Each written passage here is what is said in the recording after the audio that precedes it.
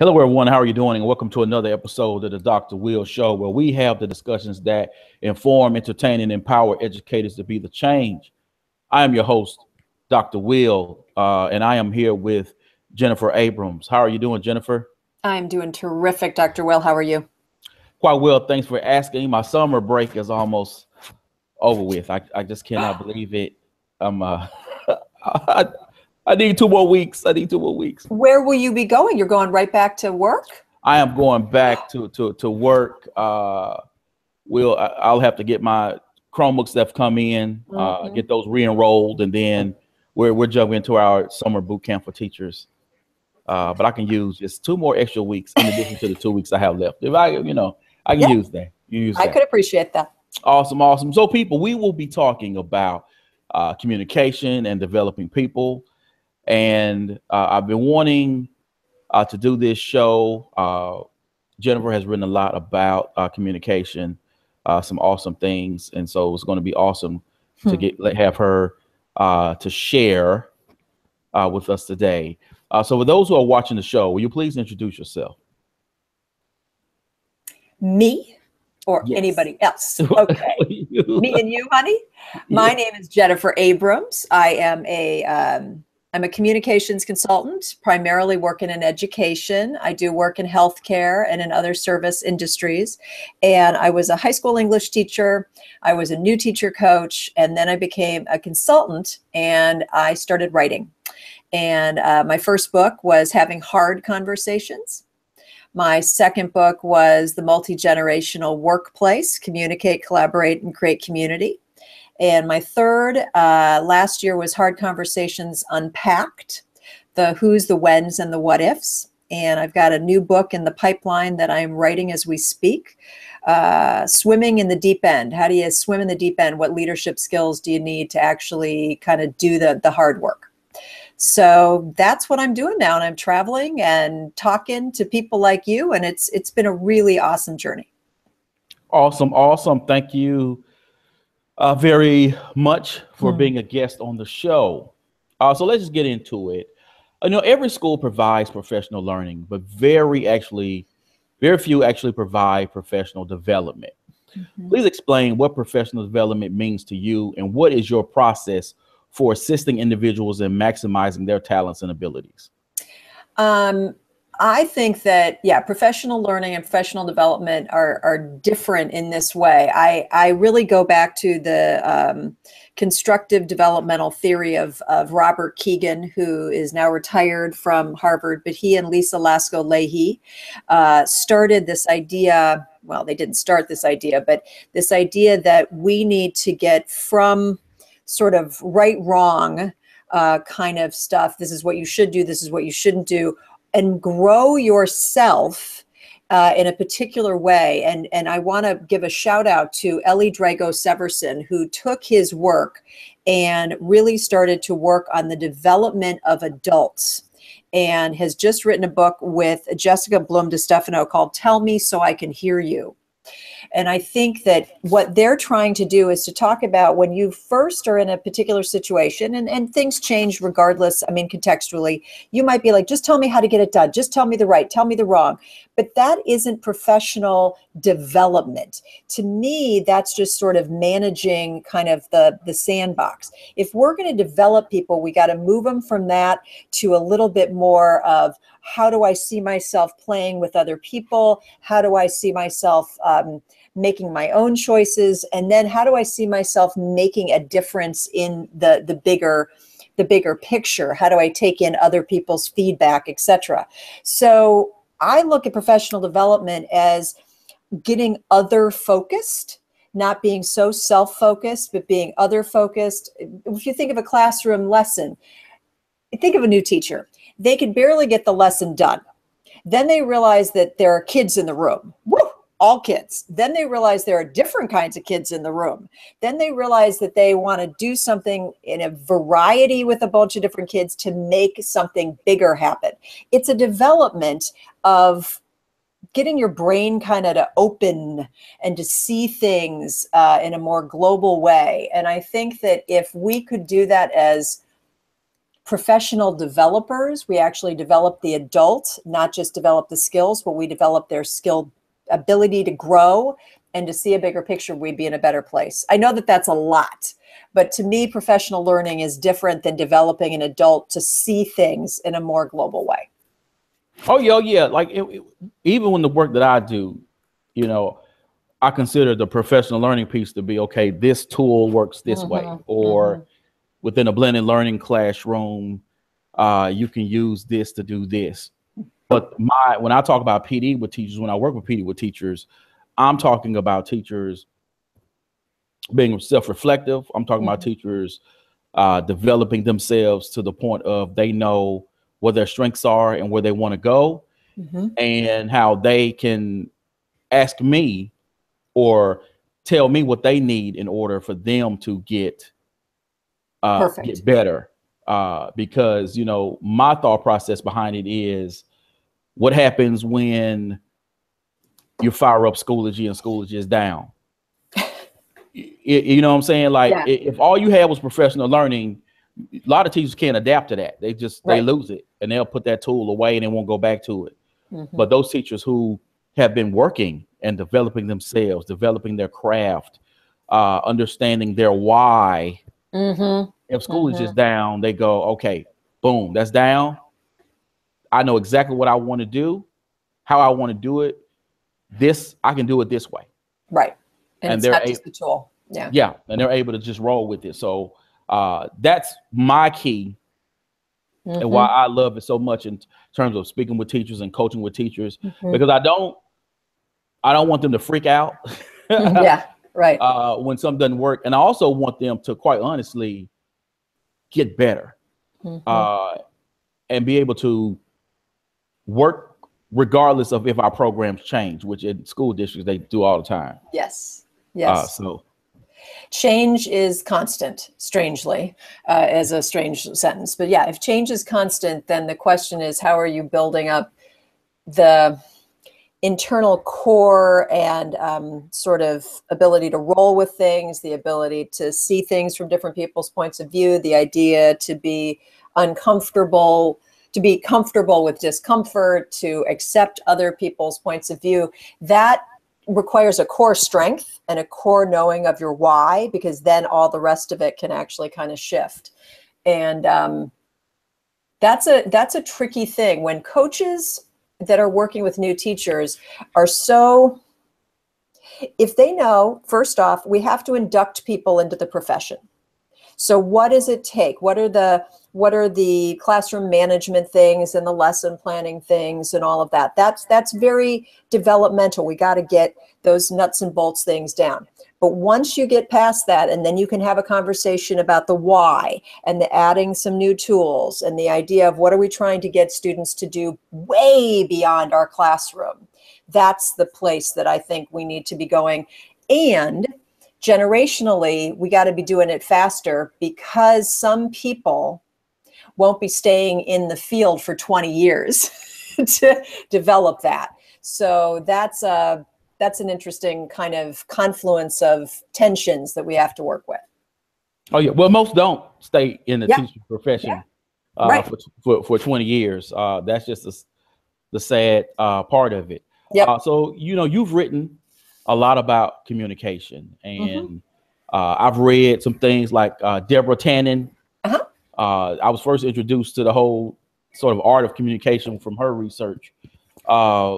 What makes someone an effective communicator, and why do so many leaders fail at communicating their vision to the school community or community at large? Let me go to the second question. The fail to communicate the vision. I think that what I've discovered is that people are not pitching, as I mentioned before, with Ellie Drago Severson's work. They're not pitching their vision to the different needs and the different ears that people have. And so some people need nuts and bolts around where the vision is going. Some people need what's the why. Some people need to be with that person who's going to support them the whole time. I think people communicate a vision. They do it in writing. They say we have a vision statement. They tout out one sentence here and there, but they don't realize that on the ground, people have to implement the vision. And so they have to be able to communicate to where somebody is at and what their current need is. I also think that this is so interesting. I've been watching people throw out words, and there's nothing wrong with these words, but I'm going to name a few. Engagement, inclusivity, personalized learning, infusion of technology, increased rigor, making sure students are socially mindful. There's nothing wrong with any of that, but for some people, those words do not resonate into action. And people get frustrated because that's what on the ground at school sites, in dining rooms, at home, doing their homework. It's like, what does this look like in practice? And so I think that vision people throw out a lot of big words, and they're not wrong, but they don't pitch at the place that people need them to be in order for everybody else to get it and do something with it. And so that's what I think is sometimes a problem. Does that make sense? We just don't, we say, you feel me, and we don't feel you. You know what I mean? We don't know what that means. And so it's very frustrating for some people. And they say, oh, these people who are always at the district office, they spout out these like big ideas, but those don't ever mean anything to me. I can't see it. And so I think that's where people get stuck. Oh, definitely, because leadership needs to they really need to break it down. I agree. Into concrete concepts and actions, and model as well. So, that's the great thing about, my superintendent, because, we have our mission statement as well. And you read it, and then, just reading it, you can go, because as you said, everyone can read it and take sort of your own interpretation from it. But, he had a meeting and he said, this is what this means. In terms of, we want our kids to have options that, for post-secondary education. In terms of options, I mean choices. So they have their choice. Students have their choice of careers in the military. Students be able to have their choice in employment to be able to take care of themselves and someone else. So it wasn't just, post-secondary, right? And so then what does that mean? And so what does that mean for your teaching? What does that mean for the school structures and the supports that those kids are going to have? That's what we're talking about. So you have to live it. You have to walk it. And I think that, and I appreciate superintendents, and I appreciate even principals on the ground have to say things that are sort of thesis statements, topic sentences, and that other people are to do the rest of the work. But there are times when we need that communication pitched to us at levels that we feel like you're in it with us. You see how we need to hear it, and then you can help us do that. And that's where I think communication has, in many ways, from leaders, fallen short. I think that we're not, that's the most important way. I also think that we also then have people who don't see the forest and only see the trees, and they can't see the big picture, and they can't inspire. And so that's another way that you got to be fluent across macro, micro, you got to be able to pitch at a bunch of different places. And as an English teacher, I guess I'm very interested in those words and how different words either create pictures or don't create pictures for different people. And it's just like your classroom. You have to personalize the learning for each kid. You have to try to differentiate to get to every child. The same thing for adults. And I think that's one of the things, is that we don't shift ourselves for the adults because we think adults should get it. And I think that that's a mistake. Okay, so going with that, what makes someone an effective communicator? I think that Few things. One, you're an active listener and you begin to hear beyond the words what the person's really valuing. You paraphrase, you get a sense that you are in sync with that person. And then if you have things that you want to request of that person, that you maybe have to direct that person to do if you were a leader in education, that you watch your language so that the language doesn't inflame, so that the language clarifies, so that the language inspires. And I was just writing a blog for Learning Forward yesterday.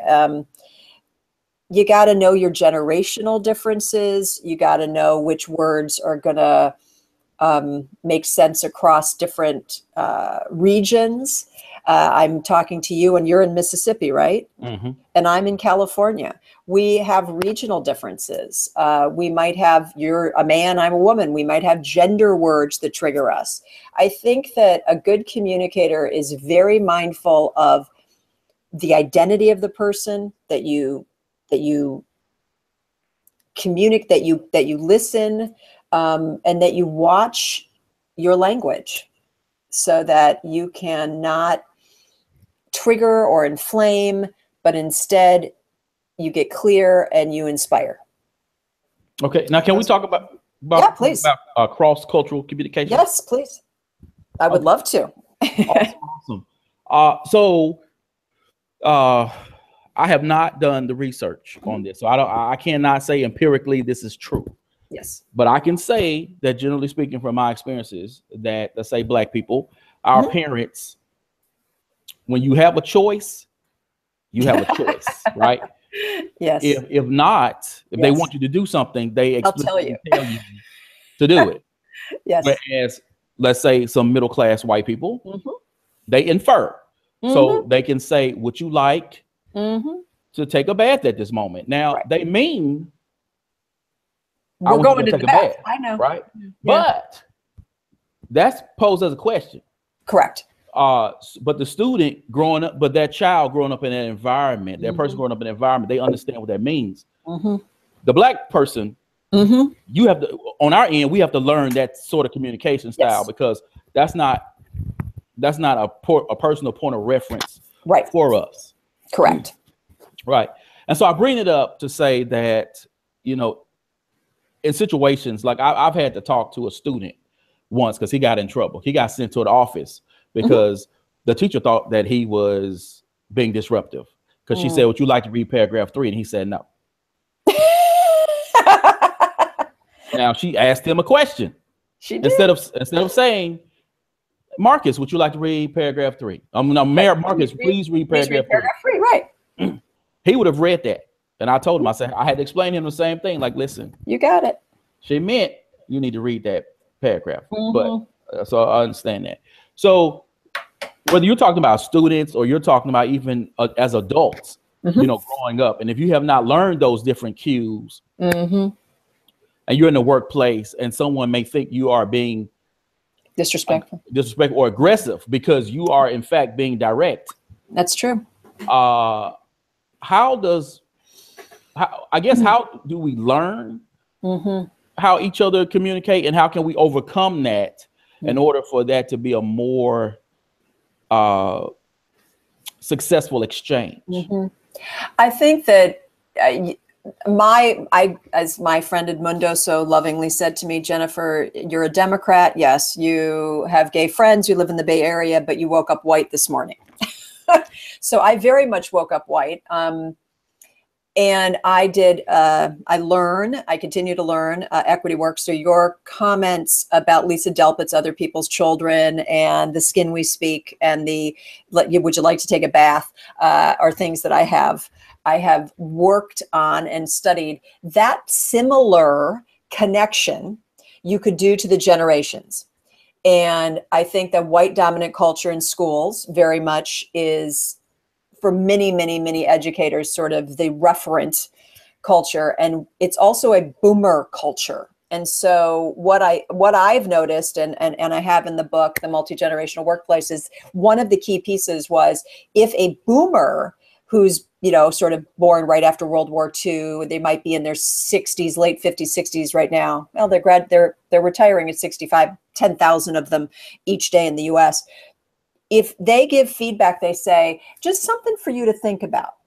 Just something you might want to keep in mind, just a possible area of growth. And they do it in a suggestive tone. And my generation, the Xer generation, is a little bit more, can you just tell me what you want? And we get viewed as snarky and too blunt. But I'll tell you what really trips them up is that they offer that suggestive thing to a millennial who's in, you know, mid-30s to the beginning year teacher. And the person says, that's a really interesting suggestion. That doesn't really fit where I'm at, but thanks anyways. And the boomer is absolutely stunned because they said it so diplomatically. And the millennial just said, nice idea, doesn't really fit me. What do you mean it doesn't fit you? I was asking nice. That's a code for you to get it done. You need to figure it out. So I do trainings where I literally am like, we need to change our bluntness. You need to be clearer. It isn't mean to be clear, but they have learned to be suggestive, and that people are supposed to read between the lines or under the surface. And so I try to actually, I'm like I call myself a voice coach. That's not going to be heard. You have to say it like this. You have to hear this if they don't, you know, and I literally talk about that, but it's a generational shift in communication. Think about the millennials that you taught. How clear were they in terms of rubrics, models, self-assessments, peer assessments, checklists? Think about all of the stuff they had really done so beautifully and organized. Think of how much they're communicating, not face-to-face, on phones, on email, listening to a podcast, not being able to respond. I mean, we need to figure out what's the norm for different generations and how do we pitch ourselves to their needs. And I think generation, race, gender, trigger words, things that make people flip out regionally. I need to say sir and ma'am down in your part of the States, whereas that might be seen differently here in our region. You know, why are you calling me ma'am? I'm not a ma'am. You know, I mean, it's just, you got to know who you're talking to. All right. So let's stick with this generational differences, right? Well, how does that play out in public education?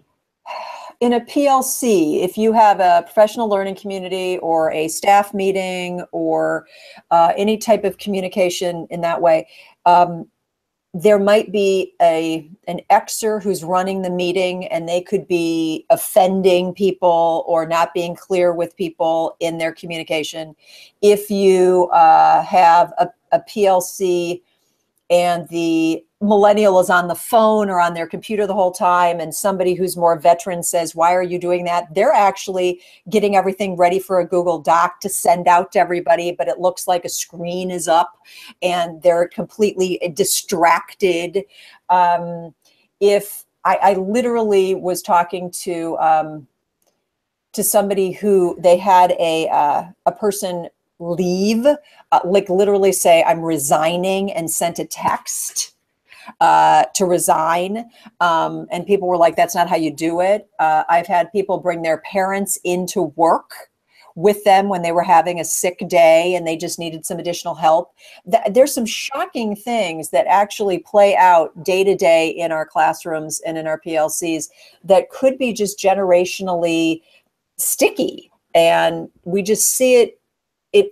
For example, how many sick days did you take, or your more veteran teachers take? They never took sick days because, of course, you'd have like a compound fracture and pneumonia, but you'd never take a day off. Whereas a millennial will say, I'm only here for a number of years, so I'm going to take all my days this year. And in fact, if I need a mental health day, I'll just take it off, or a Friday before the holidays or whatever. And it's like, what? You know, like there's just differences that you'll watch meeting by meeting, email by email, that you're just like, this isn't 20 years ago. And the answer is, you're right.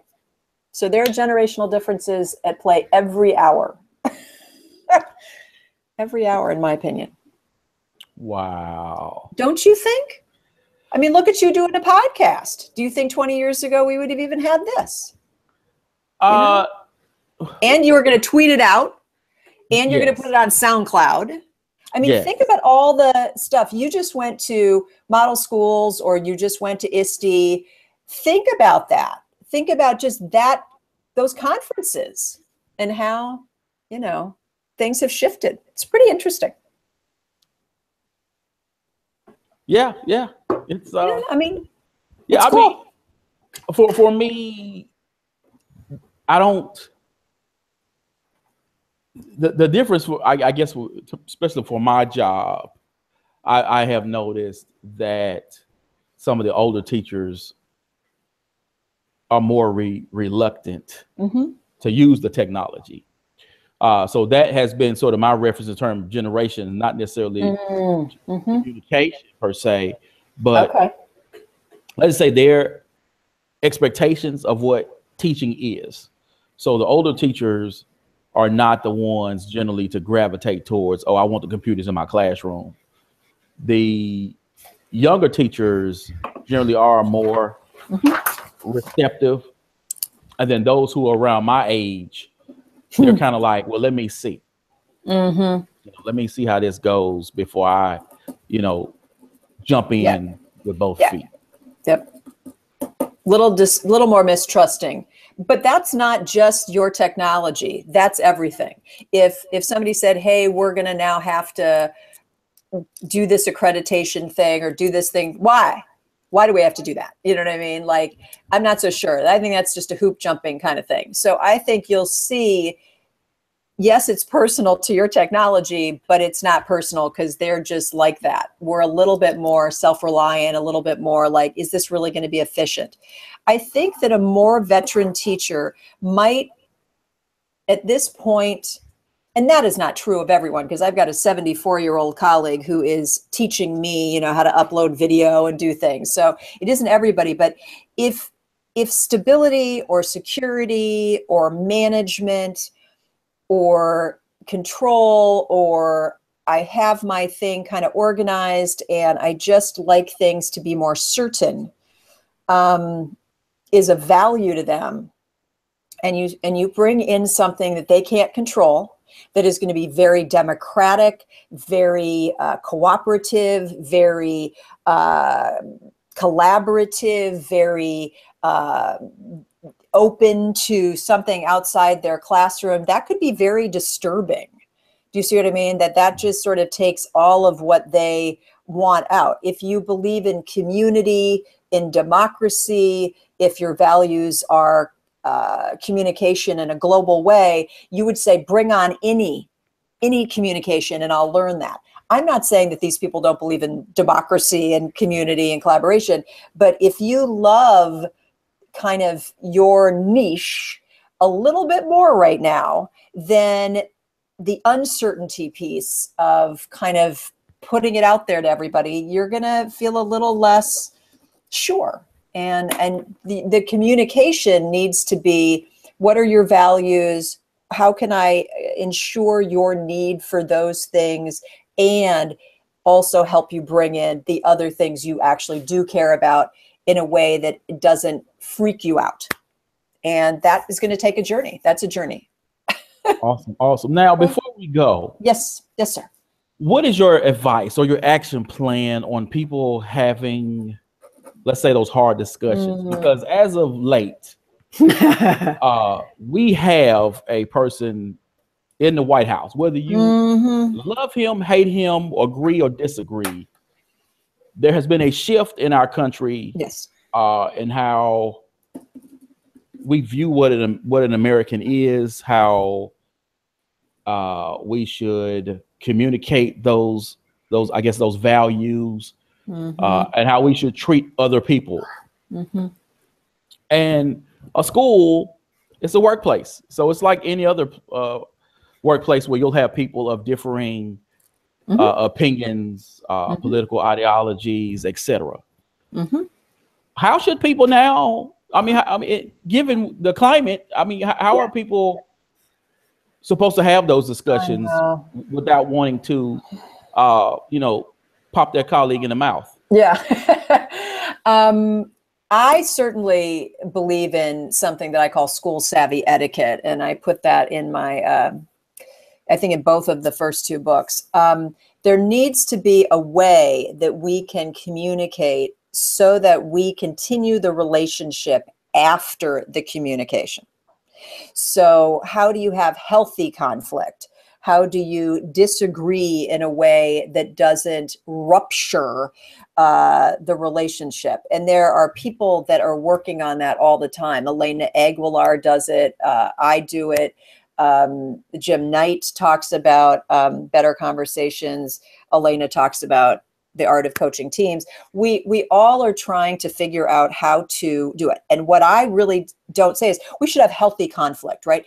It's about how. What are your sentence starters? What are the norms that you actually need to have in the meetings? How do you seize the moment when somebody says something inflammatory, sexist, racist, homophobic, Islamophobic, and I really do have things of what you actually say.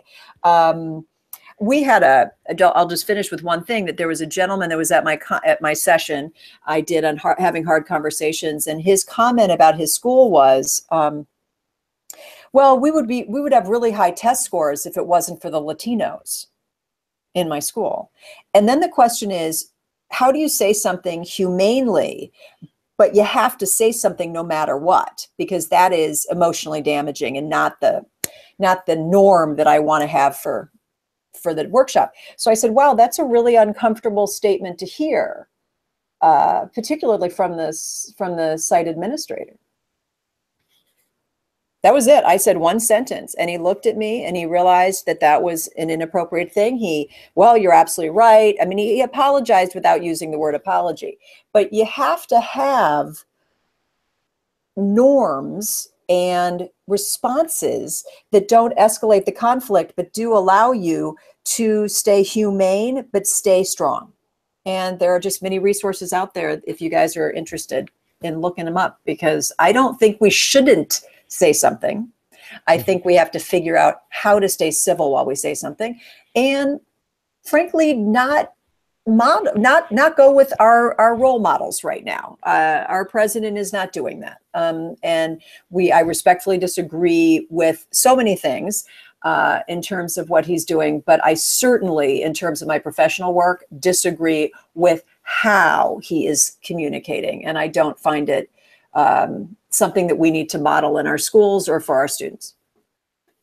Awesome. Well, thank you. Oh, thank you very much for being a guest on the show.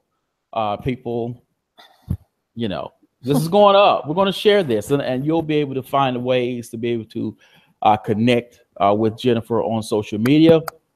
As always, invest in you, EDU. Peace.